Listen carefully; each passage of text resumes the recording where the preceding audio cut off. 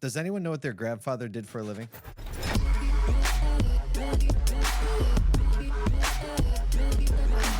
This is Auto Collabs. How about your great grandfather? Actually, I'm going to go there. Yes. My grandfather, yes. What did he do? My grandfather was primarily with P&G. So if you know Procter and Gamble, they make like half the world's like disposable goods for your family, packaged goods, right? Packaged goods and stuff. He spent years and years with them. Doing what? Everything. I mean, he was an engineer. Okay. So he worked across the organization on a ton of different P&G projects. And your great grandfather? So my great grandfather there's like stories about like a lot of people in my family on that side, and they all get mixed up. But more of the stories are my uncles. Mm-hmm. Like one of my uncles worked on the candy coating of the M&M, which is kind of crazy. Yeah, my great uncles, my great uncles. So yeah, that's all I know about my family. It's kind of legendary, but it also reminds me of, have you ever seen National Lampoon's Christmas Vacation? Yes. Chevy Chase's character, he talked about the crunch enhancer. Well, it's a non-nutritive cereal varnish. That, you know what I mean? How about Strillo? Guys, my head kind of hurt. Well, first of all, my grandfather he worked for a utility company when he immigrated to Canada. Before that, he was a farmer and a soldier in Italy. Wow. My father fought in World War II, or my grandfather fought in World War II for the whole duration of that war. What? For Italy. Yeah. So we know how that started and how it ended, right? Yeah. And my other grandfather, but this is why my brain started hurting, because I'm like, wait a minute, I got 2 grandfathers, but then I got 4 great grandfathers. Oh yeah, that's right. And then I got 8 great great grandfathers, and I'm like, well, now I don't know what I'm doing. Right? But the ones I do know about, so let's see, my other grandfather, my mom's dad, was military police and a police officer in Portugal. Of course, they were neutral during the war. And then his dad, I don't know, but my other great grandfather, was a tailor. He made suits. Well, here's what I know. This is the only thing I know about great grandfathers and grandfathers is Paul and I know something about a great grandfather in this story. And we're talking to Eric Flo today, and our challenge to you is to get the answer to the question about a great grandfather. So if you so accept it, we hope that everybody enjoys this conversation with Eric Flo. Eric, thank you so much for joining us. It's great to have you for the first time on Auto Collabs. Thank you, Paul. Excited to be here. Really excited to get to know you guys better, and appreciate you having me. So I have to say, there are organizations around the country that you look at and you kind of know right out of the gate that they approach the people side of the business with a different level of intentionality, and your group is definitely one of them. Can you just tell us like what you focus on as your center point for your culture? Yeah, so I think, for us, both the focus on intentionality around the customer and the employee, because they're hand in hand, one doesn't happen without the other, has been part of who we've been since the very, very beginning. So if you go back to our organization to the late 50s, we started, my grandfather started our business, and it was a used car lot, and he only sold fully reconditioned cars, and every car came with a warranty, which in the 50s was unheard of. Unheard of, right? And we're talking about 4th generation dealer already, but yeah, so wow, that level of intentionality around how we're going to treat people, both externally and internally, has been a part of who we've been for forever. And we've really fostered that culture. My father has driven that, and I have as well. But it's really something that we talk about from the very beginning, is how we want to treat ourselves. We talk about having a covenant relationship with our customers. We want to treat customers like a guest in our home, and we want to treat our individuals as teammates. Did you say a covenant relationship with your? Yeah. So if you read our website, we sort of have our 3 C's, which talks about covenant, community, and commitment. And that's really how we think about that relationship with our customer. And inside of our company with our employees, it's a very similar way, right? And so, you know, we think about growing them as whole people. We want to provide opportunities. We think about teach, coach, counsel, discipline, then terminate. We think about responsibility, accountability, and authority all being sort of inexorably linked together to help people understand how to grow and what their role is and when it's right to hold accountable and when it's not, and do you have authority? Are you responsible in that situation?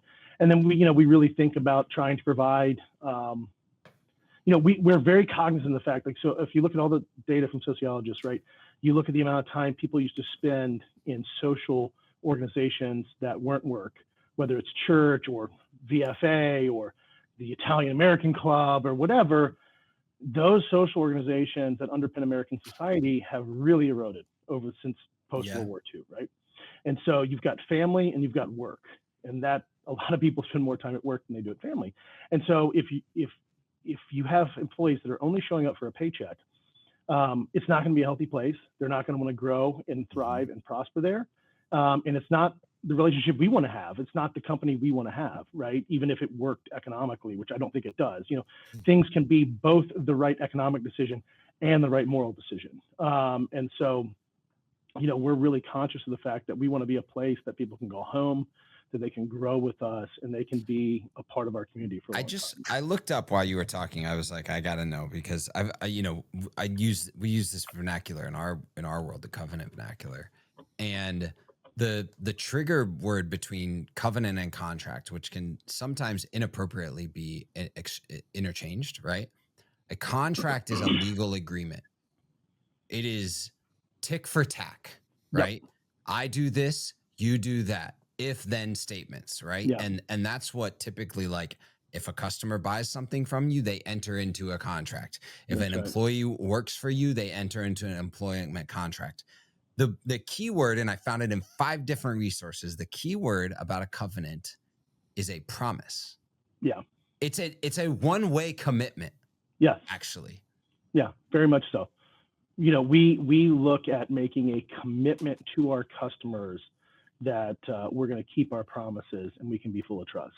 Now, we're a human-run organization. Of course. We make mistakes every day, right? But, I found out early in my career, it's not about if you ever make a mistake. It's about how you handle that mistake. Mm-hmm. And if you try to make up for it and you try to do the right thing. And I've had I had a situation. I was a young service manager in Charlottesville, Virginia. It was a Porsche, Audi, Volkswagen, Mazda location. We had this customer with a 964 911 oil leak. We fixed it for them, and we didn't fix it for them. And it took me 2.5 years and $50,000 to resolve, but we got it resolved eventually, right? And we spent more money on this car than this car was worth by far, but we turned the customer into a huge advocate for us, right? And we really want to focus our people on empowering our people to make those good decisions. And okay, so I want to know the dirty part of it, because you grew up in an automotive family. Like, there's no way it was all sunshine and roses when you were growing up and grandpa and dad are in the car business. And like, when was the time where you turned over and were like, fine, I'll be in the car business? Or were you like tried and true from birth? That is a really good question. So I would say this, nobody in my family ever said, you have to be in the car business. This is what you're doing, ever. Yeah. It was always something I really, really wanted to do. It really was. And, it was something I grew up in. We're in North Carolina, headquartered in Winston-Salem, right? So it would snow 2 or 3 times a year, like 2 inches, and I was going with my dad to knock snow off cars. In middle school, I was going to help wash cars in the summertime. And I wanted to learn to change oil and rotate tires in high school and paint fenders and things like that. And I liked going. My dad would take me to these manufacturer meetings, which, by the way, manufacturer meetings in the 90s were fantastic. A little different than pre-global financial crisis were a ton of fun, right? And okay, tell us about those stories. I'm just kidding. Yeah. But I always really enjoyed it, and I knew that's what I wanted to do. And I've done some other things that were, I would say, non-career oriented jobs. and some internships that were more career oriented between grad school and college and stuff like that. But I really always enjoyed it. Coming out of grad school, there was a time in grad school where I was sitting there thinking, do I want to go straight back in? Do I want to do something else? And have I really committed to this, or was it just something that was it a conscious decision? And like I said, no one in my family ever pressured me, so it wasn't that at all. It was I took a step back to say to myself, have I made that conscious decision? Because I'm committing to, when you're working in your family business, you don't leave after 5 years very often because you don't like it, right? Because that's a big risk in a family. Once you're in, it's in. So I wanted to say, listen, I'm coming out of grad school. I've worked in our company post-college 4 years, nonstop, really liked it. Mainly all fixed operation stuff. Going back in, going to come out, go run a store. That was sort of the plan. Is this what I really want to do? And I need to make that conscious decision for myself to say actively yes, not passively yes. Because even if people aren't putting that pressure on you, and they weren't, I want to be clear about that in my family, it was something that I had just always assumed I wanted to do and enjoyed. And so I took that time to really say, yes, this is what I want to do. And there's a lot of reasons for that. I mean, I'm grateful to our company. It's provided me with incredible opportunities in life. I think we have a lot of responsibility to our team members and our communities who we're in. But that alone, all of those things are really true. That alone isn't a reason to do something, right? There's a lot of, I love our business. I love the customers. I love the employees. I also love the challenge every day of getting to use every part of my brain, right? My undergrads in business and marketing and Spanish. My graduate degree, I have MBA from Northwestern, and my majors were like quantitative finance, decision sciences, and quantitative marketing. Okay. What I do, I have a lot of friends that have great careers, but they're pigeonholed into like a really quantitative finance focus, right? Where it's like, this is what I do every day. In our business, hey, you're working on comp plans, a recruiting structure, you're working on marketing the next second. Community event, website meeting yesterday on our relaunch of website, and we're doing the community piece of it. We're working on our LMS or, training module. You're with the accounting team trying to work on X, Y, or Z. And so you're using I get to use every facet of my brain on a daily and weekly basis. And I think that diversity is fun for me, and it keeps it very interesting. There's never a dull moment. Let me ask you, this is a pressing question. I'm going to let Michael talk sometime before we're done. You mentioned, turning wrenches, oil changes, painting fenders. What is by far, give me the front runner. What is the best smell in the automotive industry? The best smell? Yeah. I love new car smell. This is a selfish question. I was like, new car smell. I like new car smell. I will say this: when I was younger, we were painting cars. We used a lot of brake cleaner. Brake cleaner's great. And it's so bad for you. Oh yeah. Well, I'm saying there's new tires. There's brake cleaner. There's detailing chemicals. There's reducer. There's all kinds of things that just are Bondo dust. There's a lot of very unique young, by the way, but there's a lot of really unique smells. And, I'm glad to say our industry from a safety perspective has continued to improve and improve. Massively. But boy, you walk through some shops, and I'm not implicating any of ours, but you walk through some shops and you see people and you're like, oh boy, did we put those gloves back on? Do you need to eat the sandwich right now? Your hands in the reducer to clean them. That's I used to clean my hands with brake cleaner. That's what everybody told me to do. Oh no! Sorry, I think we're past the statute of limitations on that. Yeah. But how does all of this? So I mean, I'm just, the boys will tell you, I take notes. I'm sitting here, I'm just so enthralled with this. I'm kind of curious about the DNA of the organization, where this all started, right? So you're third or fourth gen. So our company was started by my grandfather. Okay. So third generation. My great grandfather was a Chevrolet dealer back before the Depression. Okay. Got out of the business during the Depression, did some real estate development, did a number of other things. My grandfather was in the Army at the end of World War II. So he's 96 now. So he's pretty young for that generation. He's still with us, doing great. And he was stationed in Japan at General Headquarters with Douglas MacArthur. Wow. And he was actually Douglas MacArthur's courier and aide for like 3-4 years in Japan at General Headquarters. Comes back to America, goes to Wake Forest, wants to get in the automobile business, gets a job as Henry Ford II's private secretary, an assistant. What? Works, I guess moves one to job kind of Detroit. leads to the other one. Yes, it was a very close network in America at that point in time, right? Yeah. Moves to Detroit, is there for a little while. He's from the South. It's cold. It's snowy. There's no EPA. The snow is like black, right? There for a year and a half or something. Says, I want to move back. Becomes a partner in a Ford store in Elkin, North Carolina. And my grandmother grew up, her family was from Arkansas, but she grew up outside of Chicago and outside of New York, and then moved to Winston-Salem because her dad worked for Bell South, which had a regional headquarters in Winston-Salem. So she's in Elkin, North Carolina, which is a small little town. She has my dad. She's pregnant with my uncle, and sort of like, hey, I need to move to a bigger town. Can we move to a bigger town? So they moved to Winston-Salem, where he opened the used car lot before we had any new car franchises, because he sold out of his partnership in Elkin. And actually, my grandfather, when he was opening his first store in Winston, got my great-grandfather, his dad, who had retired and had been a dealer way back, to come be a service manager for him when he opened his store. So funny. Like, hey, Dad, can you come help me out, sort of thing. So what I mean, this is actually really interesting to me as I think about this. You know, experience in war, Henry Ford's secretary, you know, Detroit, all these moves, and I think about at what point.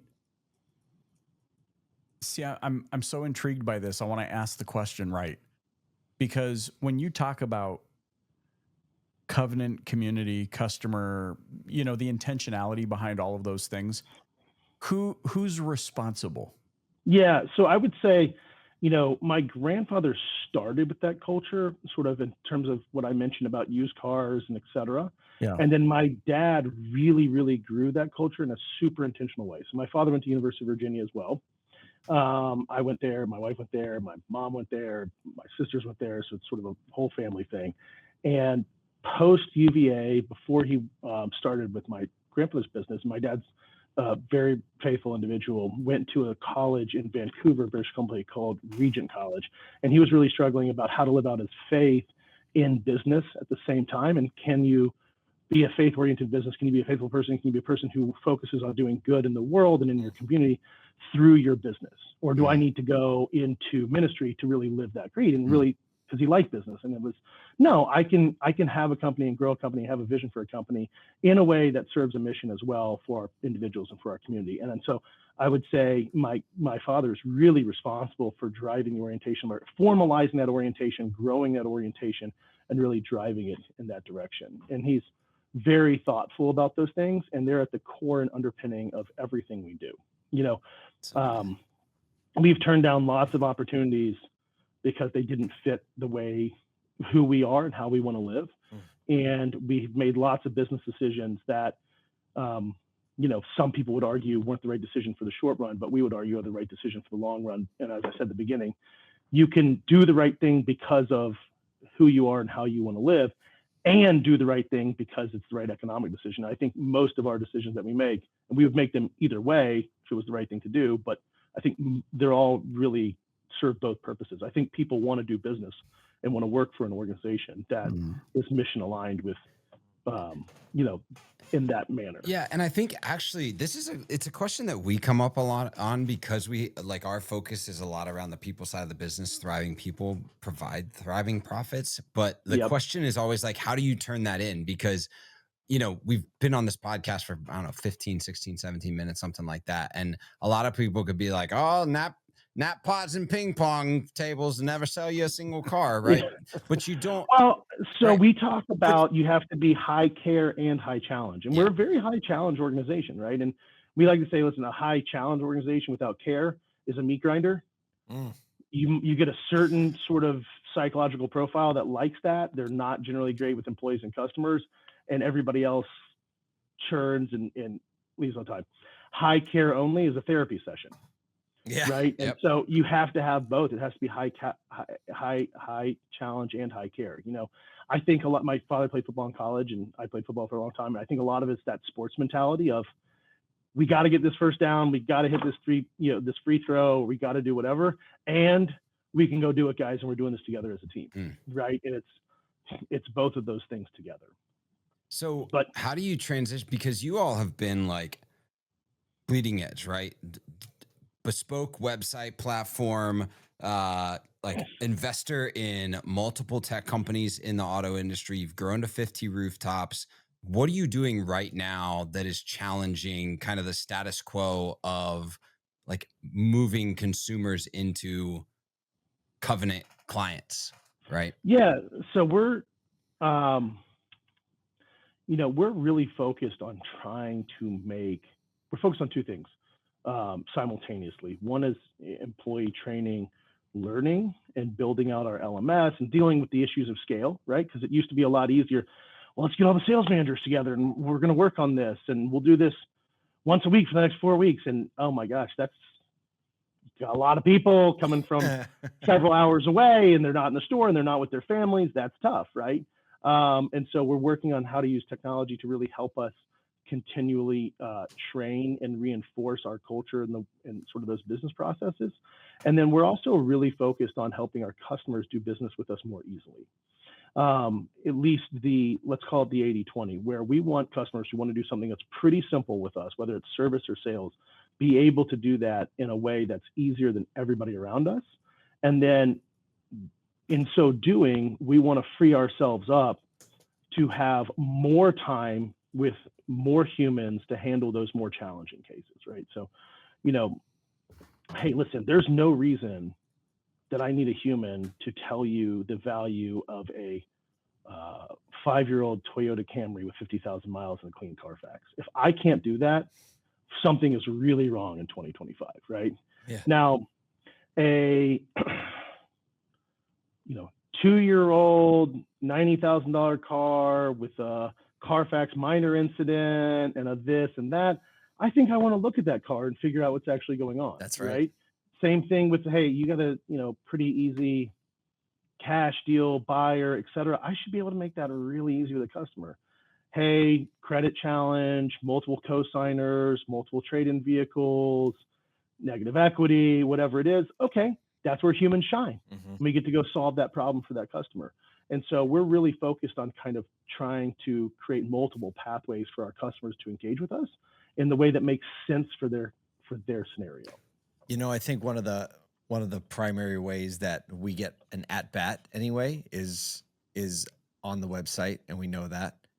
And the intentionality behind what we say to customers on our website about ourselves, how the vehicle looks in photos, right? Yep. All of those things make a massive difference. And I think they say something about who we are and the partnerships that we have with tech companies, dealers have with tech companies, and the willingness to like help you accomplish your goals in that. What do you look for in an industry partner when it comes to, for instance, your website or making things easy for the customer to see what you have? Yeah. So, vendor selection is really important for us.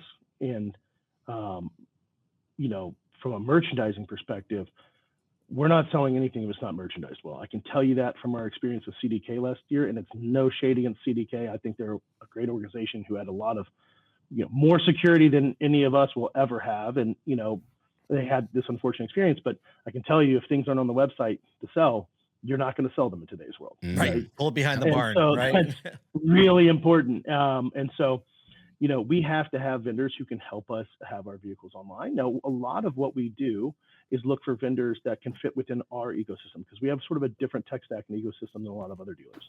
We have our own DVIM, Digital Vehicle Inventory Management System, that we built back before those existed, and we continue to use, and we've just gone through some changes with it and tried some other things and gone back to it because it's how we price vehicles, syndicate pictures, syndicate descriptions. It's where we bring in external data to help us price those vehicles and create those descriptions the right way. And so when it comes to partners, we're looking for partners that can do a couple of things for us. One, we want those partners to be providing a product that we wouldn't build ourselves Mm-hmm. because it scales over plenty of clients, so they have enough money for R&D in that product, right? We're also looking for partners that are willing to have the off-the-shelf product, and they're also willing to sell us a lot of the data information behind their product through APIs. So if we want to take that information and stick it in an internal product that we have, we can do that as well. Because I think this industry needs, I mean, if you look at the structure of this industry, you know, call it 18,000 car dealers or 18,000 franchises and new car franchises in America. 93.5% of them are owned by a holding company that owns between 1 and 3 stores. So the vast majority of them are owned by smaller dealer groups.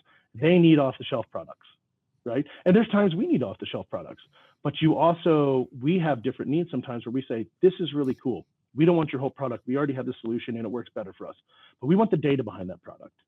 And we want an API to it, and we're going to take that information and go stick it in this thing over here, right? And then we need sort of reliability in that. I mean, you guys are friends with one of our mutual friends with Car Cutter, and they've been a great solution for us, right?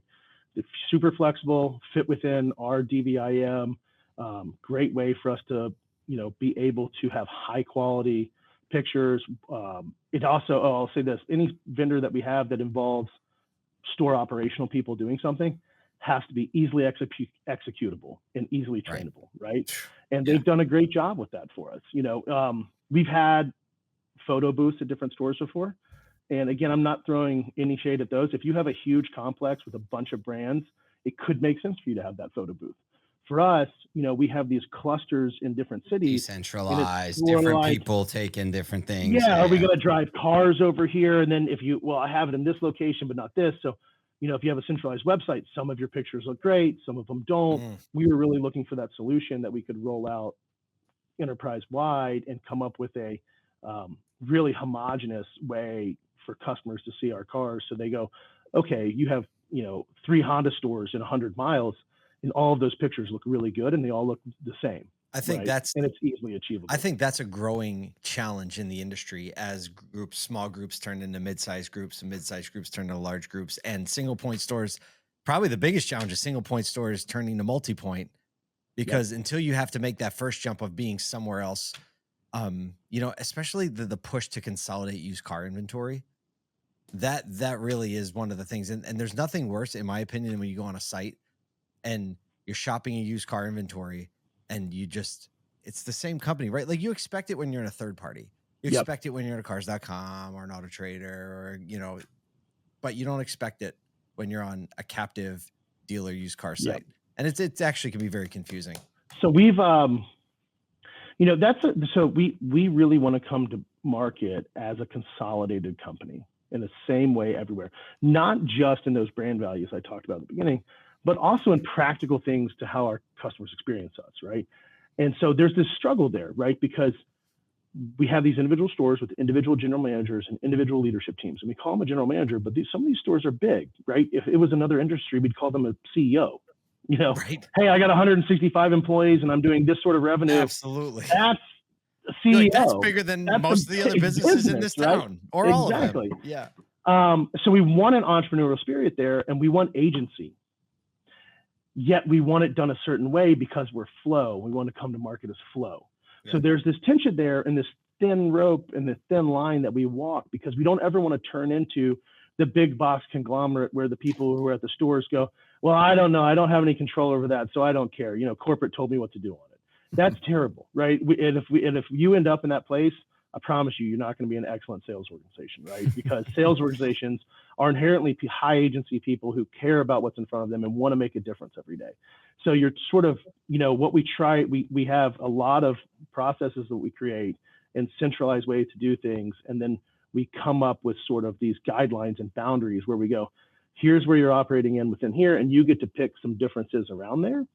And also, you know, you can request exceptions for different things. And maybe we have a centralized pricing team or a centralized that team, and those individuals can allow those exceptions, or there's guidelines for those exceptions, right? I don't want to close it down with a dad joke, but I can't help but notice how well the flow from intention and covenants and organization and DNA right through to intention and covenant. Oh yeah, all the way around. to like how you. It was implement like this, Car just Cutter and other vendor partners and all of these sorts of things. I think is tremendous. And I mean this is why we do this show. It's to sit down with individuals like you who are in it every day, who are thinking through this at a different level, to differentiate, to highlight what's available to all, but only the willingness of a few. And so, Eric, man, this has been so enlightening. We want to express our appreciation for you joining us on Auto Collabs today. Well, thank you guys for having me. It's truly nice to get to know you guys. I look forward to doing something together, and I hope to be able to make it to Baltimore at some point in time and get to hang out with you guys at the SotoCon. So thank you.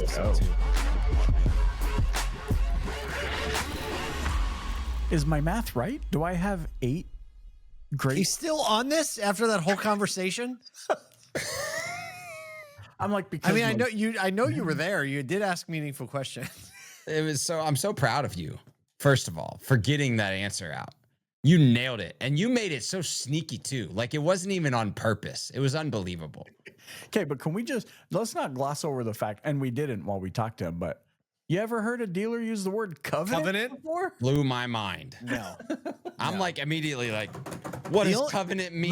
Literally the only times outside of theological reference that word is used in modern culture would be some kind of like a land covenant. Right. Yeah, right. Which is like but that's it. I mean, the covenant of marriage, right? Marriage is a covenant relationship, but it's most people still sacred don't. Relationship that is. I didn't say that part, but every single source was sacred relationship, and it involved a promise. Like that is a deep way of thinking about your people. That tell me that's not a place you want to work or do business with. I'm in. Like yesterday, I was thinking about the impact of that word and its meaning on the customer relationship, where for decades it's been like, well, the customer's always right, or no, the customer, there's always that debate. But it's like, well, what does it mean to make a covenant to your customers? Yeah. And it's one-sided. Rare. A covenant is one-sided. Yeah, that's like regardless of what you do, regardless of what the client covenant does, to do this. I promise. Sometimes that means repairing a car that's not even worth it. That's exactly what that means. Yeah. Come on. Hey, you guys want to know what my great grandfather did? Yeah. What did your great grandfather do? I only know one of them. Did he work at Chipotle? No. His name was Joey Amorosi. By the way, yeah, just like that, and he was a Finnish. Joey Amorosi. Prepare to be surprised. Uh-oh. He was a Finnish carpenter who also played the mandolin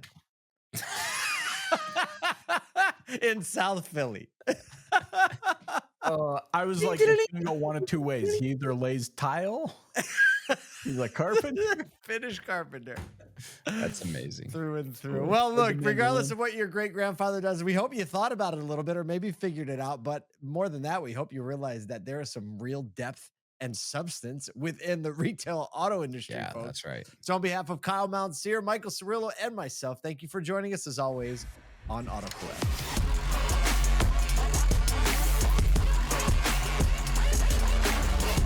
Welcome to Auto Collabs. Why are we recording? Are we rolling yet?